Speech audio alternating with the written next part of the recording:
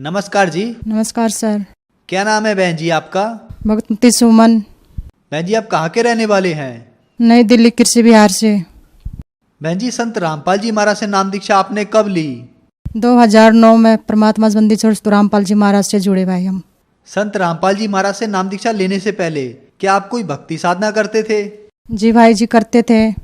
संतोषी माता को पूजती थी, देवी देवताओं को, पितरों को, गोगा को, सब अनेक प्रकार की जो भक्ति होती है समाज की सब करते थे। भोले जी की भी करते थे, शिव जी को, गणेश की, सब करते थे भाई। बहन जी आप ब्रह्मा विष्णु शिव जी की भक्ति साधना करते थे, इनसे आपको क्या लाभ हुए? भाई लाभ तो कुछ नहीं हुआ, बस यही है कि देश समाज को देखते देखते हम भी करते रहे, चलते रहे। फिर हमारे भगत जी को, आदमी को, भगत जी को बहुत परेशानी आई। शराब पीते थे, बीड़ी पीते थे, गुटखा खाते थे, जर्दा खाते थे और बहुत मतलब बीमार रहते थे वो। और घर में नुकसान ही नुकसान रहता था। कई देवी देवताओं को ले जाते थे, झाड़ फूक वालों को ले जाते थे, उनको कहीं से कोई राम नहीं मिलता था भाई। बहुत परेशान रहते थे, अड़चन ही अड़चन आती रहती थी। और घर की इतनी हालत ख़राब थी कि हम 20 साल किराए पर रहते थे। मेरी शादी हुई तो मैं मतलब घर से निकाल दिया था मेरी जेठानी और जेठ ने, तो हमारे पास घर भी नहीं था, हम किराए पर रहते थे। फिर मेरे बच्चे भी बहुत लेट हुए थे, बच्चों के लिए परेशान थी। ऊपर से भगत जी बीमार भी रहते थे, शराब भी पीते थे और घर भी नहीं था। तो इतनी हालत ख़राब थी कि मैं सोचती थी कि अब क्या करूँ परमात्मा। इतनी गरीबी और इतना परेशानी होती थी कि बहुत ज़्यादा। बहन जी संत रामपाल जी महाराज के बारे में जानकारी आपको कहाँ से मिली? सर मेरी बुआ सास का लड़के ने नामदान ले रखा था संत रामपाल जी महाराज जी से। तो मेरे पति देव थे जो हॉस्पिटल में नाम एडमिट कर रखे थे, तो वहाँ किडनी में उनको प्रॉब्लम थी। तो शाम को घर आए तो उन्होंने बोला कि भाई कैसे लेटे हुए? तो मेरे पति जी बोले कि भाई मेरे को ऐसे ऐसे किडनी में प्रॉब्लम है। तो उन्होंने आके बोला कि भाई ऐसी ऐसी बात है कि बरवाला आश्रम में संत रामपाल जी महाराज आए हुए हैं, उनसे नामदान उपदेश लेके और अपना दर्द ठीक हो जाएगा। तो सर हम रात निकालनी हमें मुश्किल हो गई, तो हम बच्चों को लेके सुबह ही दोनों आदमी और मेरी बुआ सास का लड़का हमें लेके चले गए बरवाला आश्रम में।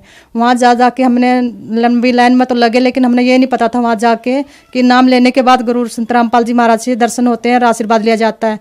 तो सर हम 2 घंटे लाइन में, मैं भी खड़ी रही माइयों की लाइन में और मेरे भगत जी बच्चे को लेके खड़े रहे।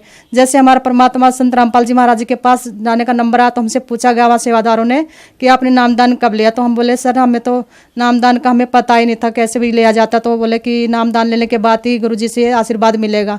तो हम दोनों को अलग से कर दिया था लाइन से। तो फिर हम 2 घंटे लाइन से खड़े रहे। तो फिर वहाँ जाने के बाद हमारे को सारे नियम पढ़ाए और नामदान सेंटर पर लेके गए। वहाँ जाने के बाद परमात्मा बंदी छोड़ सतगुरु रामपाल जी महाराज से नामदान लिया। संत रामपाल जी के एक शिष्य जो कि आपके रिलेटिव थे, वो आपके घर आए और उन्होंने आपसे कहा कि संत रामपाल जी महाराज से नाम दीक्षा लो और आपके पति ठीक हो जाएंगे। तो क्या संत रामपाल जी महाराज से नाम दीक्षा लेने के बाद आपके पति ठीक हुए और क्या लाभ हुए आपको संत रामपाल जी महाराज से नाम दीक्षा लेने के बाद? सर मेरे पति देव की किडनी ठीक हुई। मोदी हॉस्पिटल वालों ने 2006 से उनको मतलब इलाज करते करते उन्होंने जवाब दे दिया था कि हमारे बस के नहीं, आप घर ले जाओ।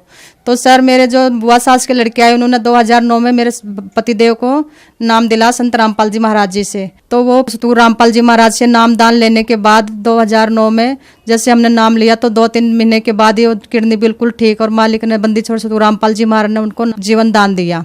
उसके बाद सर मेरे बेटे को सांप ने घर में काट लिया था और सांप ने काटने के बाद मेरा बेटा बंदी छोड़ सतगुरु रामपाल जी महाराज की दया से बच गया है।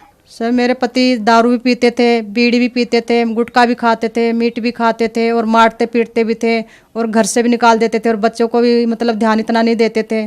तो संत रामपाल जी महाराज जी से इतनी बड़ी दया हुई तो सारे नशे पते सब छूट गए मालिक की दया से और मालिक की भक्ति करते बंदी छोड़ सतगुरु रामपाल जी महाराज जी की।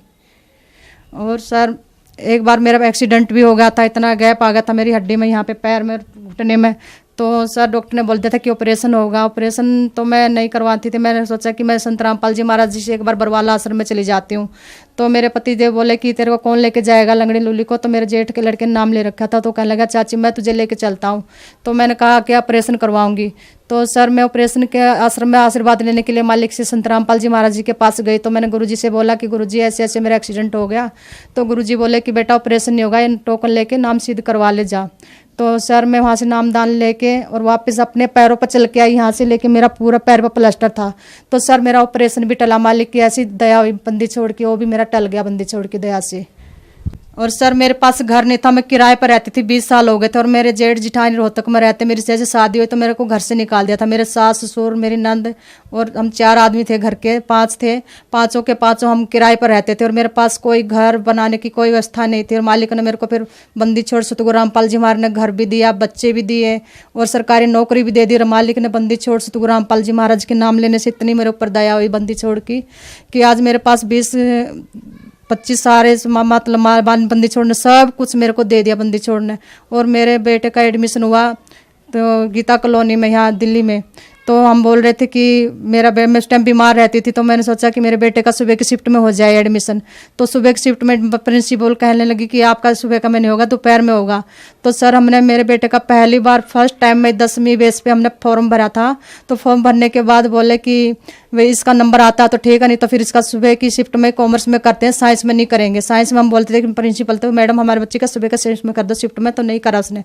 तो कहली नहीं होगा तो आपका शाम में करूंगी। मैं मना कर दी कि मेरे तो बच्चा बीमार रहता, मैं बीमार रहती हूँ तो वैन कौन जाने छोड़ने के लिए, 2 वैन कहाँ से आएंगी।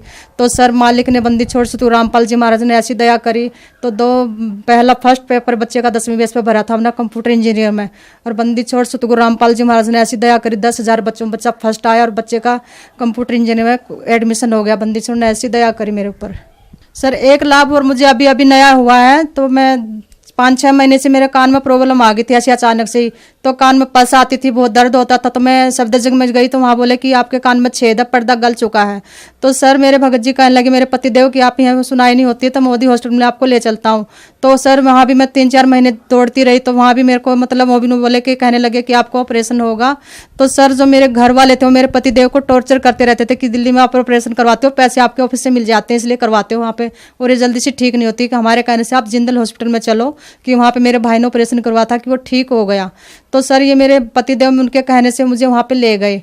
वहाँ ले जाने के बाद सर मेरे को 3-4 महीने मेरा इलाज चलता रहा। तो मेरे को 24 अक्टूबर को मेरे को डेट दी गई थी ऑपरेशन की। तो सर मैं 22 तारीख को 22 को मैं चली गई वहाँ पे अक्टूबर को हिसार में। 23 को मैं रात को एडमिट हुई।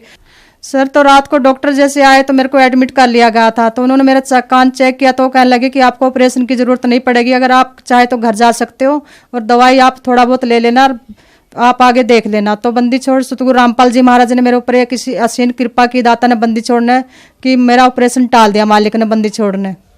बहन जी आपके साथ इतने सब लाभ हुए, आपके बेटे को जीवन दान मिला, उसको सांप ने काट लिया था, उसके बावजूद उसको कुछ नहीं हुआ। आपके पति की किडनी ठीक हुई, आपके पति ने नशे छोड़ दिए, उसके साथ साथ आपकी आर्थिक स्थिति भी ठीक हुई तथा आपके कान के ऑपरेशन को भी संत रामपाल जी की दया से टाल दिया। इतने सब लाभ होने के बाद जो श्रद्धालु आपको सुन रहे हैं, आप उन्हें क्या संदेश देना चाहोगे? भाई मैं तो सब समाज को हाथ जोड़ के प्रार्थना कर सकती हूँ कि बंदी छोड़ सतगुरु रामपाल जी महाराज की शरण में आओ और नाम दाम लेके अपना कल्याण कराओ। धन्यवाद बहन जी। सत साहेब।